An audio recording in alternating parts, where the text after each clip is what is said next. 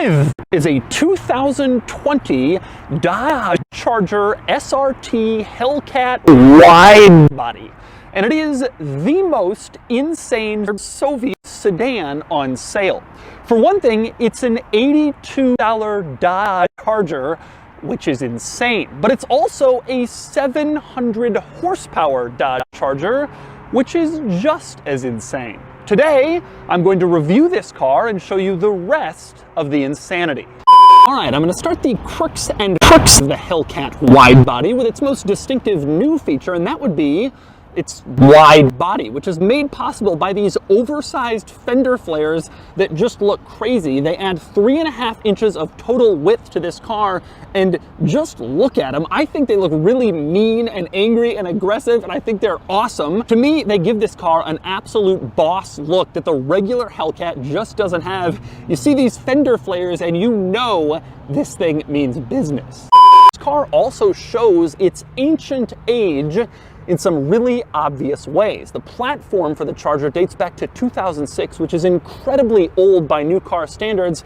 There are some places you can tell. For example, the cock handles. This is probably the last new car that uses traditional mechanical flip-up door handles, maybe except for the Mitsubishi Mirage, which is not good company because that's the cheapest new car on sale. Everybody else has gone to cock handles you can grab from the top or the bottom for several reasons, including the fact that they're better with ice and easier to reach, but not the old school Charger.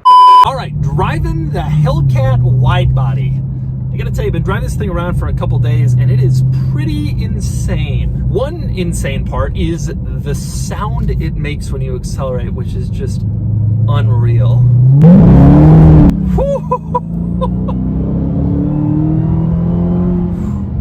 Just so much power in this vehicle. It's crazy, crazy fast. Interestingly, when you're driving along normally, you can drive it normally if you want to. And it is a fairly reasonable car, but with even a little tap of the throttle, you do hear a little supercharger whine, you hear the engine. One downside to the Charger, it's a very big car, and this still feels like a very big car. You can neutralize the size if you throw enough power at it, and they've done a good job of that. It does not feel when you're accelerating like as big of a car as it is, but when you're turning, it certainly does. It's not a small vehicle. The thing that really scares me about the Hellcat is the third owner.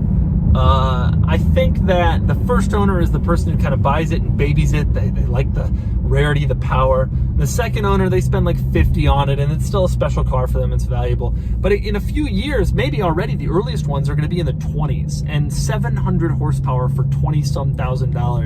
That's scary. There's a lot of kids who buy these things and absolutely destroy them, because you got to know what you're doing to control 700 horsepower, even with traction control and stability control and all the modern aids.